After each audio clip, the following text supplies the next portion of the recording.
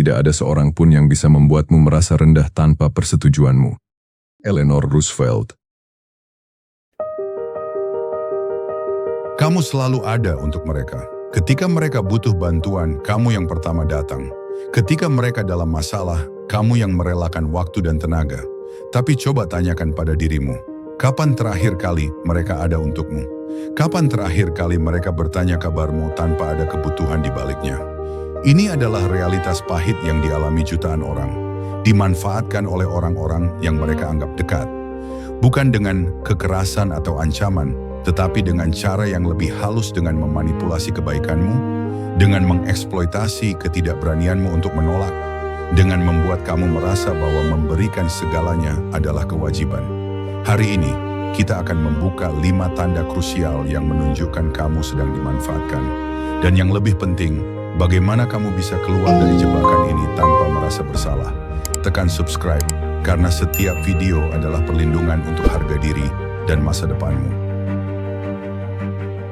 1. Mereka hanya datang saat butuh sesuatu.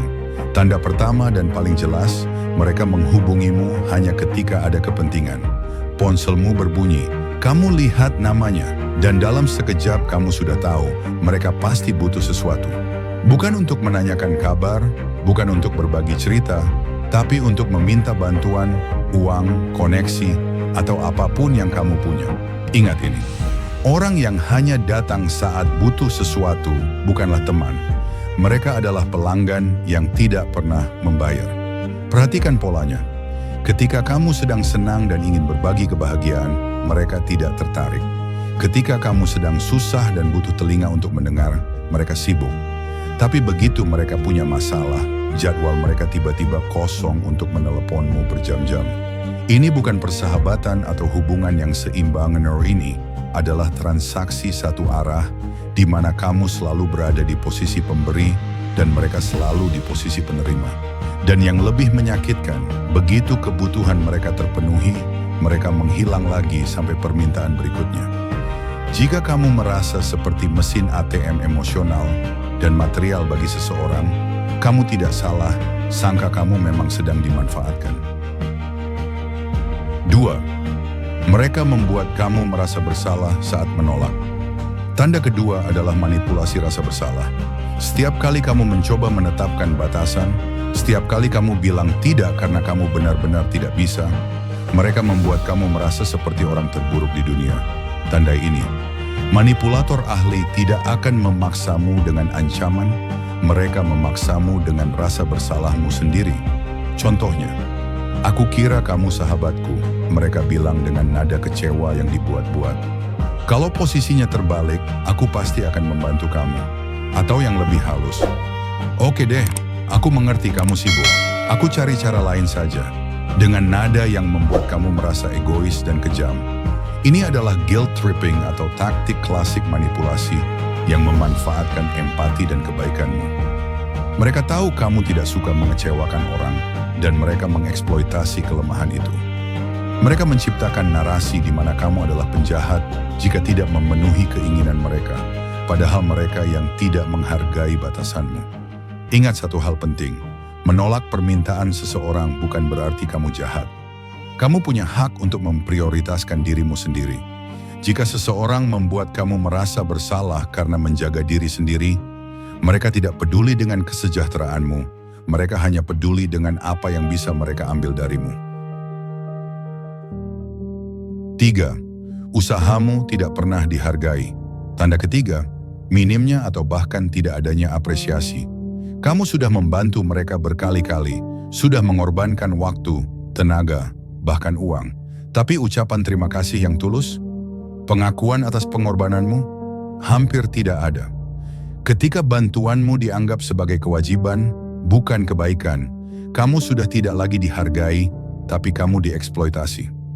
Yang lebih buruk lagi, mereka menganggap semua yang kamu lakukan sebagai hal yang wajar. Ya memang seharusnya kamu bantu aku, kan kita teman. Atau mereka bahkan mengkritik cara kamu membantunya. Kalau ngasihnya segini doang sih, mending nggak usah. Ini adalah red flag besar. Orang yang benar-benar menghargaimu akan berterima kasih, bahkan untuk bantuan terkecil. mereka akan mengingat apa yang sudah kamu lakukan dan tidak akan mengambilnya sebagai sesuatu yang given. Mereka akan merasa berhutang budi dan mencari cara untuk membalasnya suatu hari nanti. Tapi orang yang memanfaatkanmu, mereka lupa, atau lebih tepatnya, mereka pura-pura lupa. Karena jika mereka mengakui betapa banyak yang sudah kamu berikan, mereka harus merasa berhutang dan itu tidak sesuai dengan agenda mereka. 4. Hubungan selalu tidak seimbang. Tanda keempat adalah ketidakseimbangan yang konsisten. Dalam hubungan yang sehat, ada memberi dan menerima, kadang kamu memberi lebih, kadang mereka. Tapi dalam hubungan yang eksploitatif, kamu selalu berada di posisi memberi dan mereka selalu mengambil. Hubungan yang sehat adalah jalan dua arah. Jika kamu merasa seperti jalan satu arah yang tidak pernah sampai, kamu hanya dipakai sebagai kendaraan. Coba hitung, berapa kali mereka membantumu tanpa diminta dibandingkan berapa kali kamu membantunya. Berapa kali mereka mendengarkan masalahmu dengan sepenuh hati dibandingkan kamu mendengarkan drama hidup mereka. Berapa kali mereka menyesuaikan jadwal untuk bertemu denganmu dibandingkan kamu yang selalu fleksibel untuk mereka? Jika jawaban dari semua pertanyaan itu menunjukkan ketimpangan yang ekstrem, kamu bukan berada dalam hubungan mutual. Kamu berada dalam hubungan parasit di mana satu pihak mengambil nutrisi dari pihak lain tanpa memberi apapun kembali. Yang membuat ini lebih berbahaya adalah normalisasi. Kamu sudah terbiasa dengan pola ini sehingga tidak lagi mempertanyakannya. Kamu berpikir, memang begini hubungan kami. Padahal tidak. Hubungan yang sejati adalah kemitraan yang seimbang, bukan layanan gratis sepanjang waktu. 5. Mereka menghilang ketika kamu yang butuh.